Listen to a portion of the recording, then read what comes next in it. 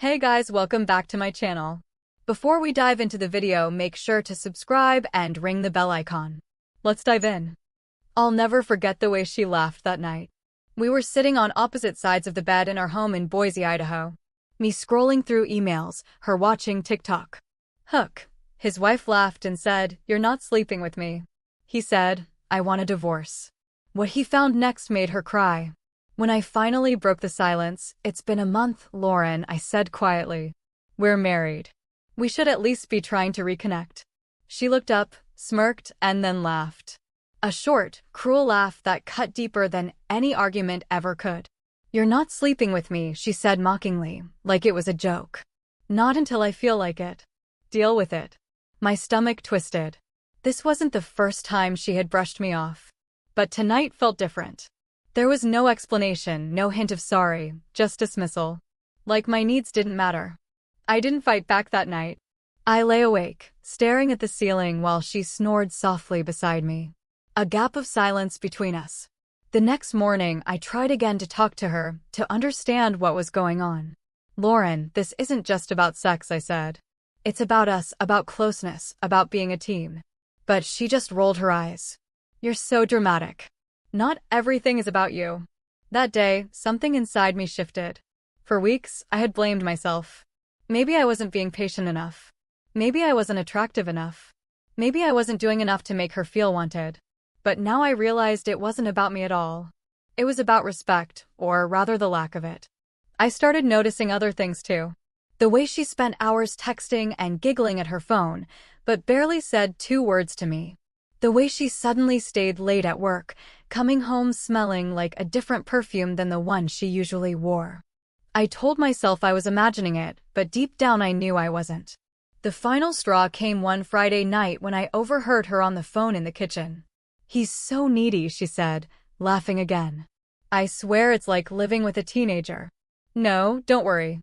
He won't do anything about it. He never does." I stood frozen in the hallway, her words ringing in my ears. She didn't just dismiss me. She mocked me to someone else. In that moment, I stopped feeling hurt and started feeling angry.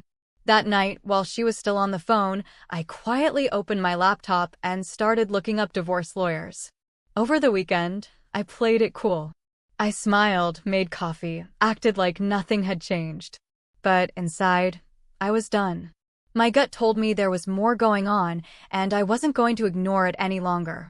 On Sunday, Lauren said she was meeting a friend for brunch. I watched her get dressed. Full makeup, new dress, heels she hadn't worn since our wedding reception 2 years ago. My stomach tightened, but I just nodded and said, "Have fun." The moment she left, I followed. I stayed far enough behind that she wouldn't notice me, but close enough to watch her walk into a cafe and sit down with a man I didn't know. They leaned in close, laughing, touching hands across the table. I took photos from my car. Clear, undeniable proof. When she came home that afternoon, I was sitting at the kitchen table with my phone in front of me. She smiled, kissed my cheek. "How was brunch?" I asked. "Fine," she said. "Just girl talk." I turned the phone around. The screen showed the photos I'd taken. Her smile vanished. Her face went pale. "Where did you get those?" "Doesn't matter," I said. "What matters is you lied." Again. She opened her mouth, but no words came out. "Lauren," I said slowly, "do you know how humiliating it is to be laughed at in my own house, in my own marriage, and then find out this is what you've been doing behind my back?" Her hands trembled as she reached for the phone. "It's not what it looks like." "It's exactly what it looks like," I cut in, my voice sharp. "And I'm done pretending this is a marriage." For the first time, I saw fear in her eyes. She tried to grab my arm, but I stepped back. "You think this is funny?" I said, my voice shaking with anger. "You won't be laughing tomorrow."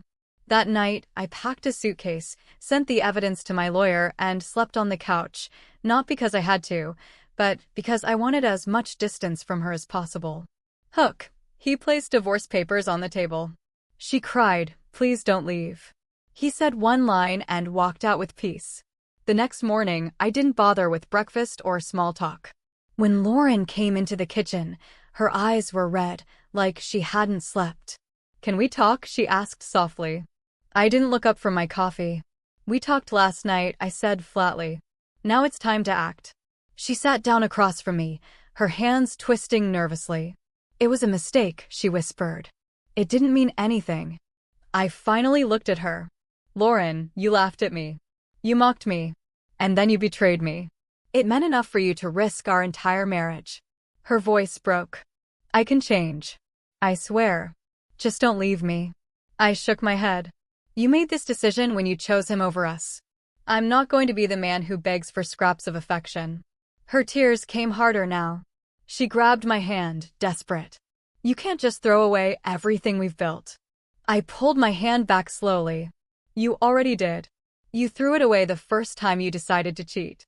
And every time you laughed at me for caring about this marriage. The room went quiet except for her sobs. I stood, picked up the divorce papers I'd printed that morning, and placed them on the table. I want a divorce, I said, my voice steady. Her face crumpled completely. Please don't do this, she cried. But I didn't flinch. I deserve a wife who respects me, I said.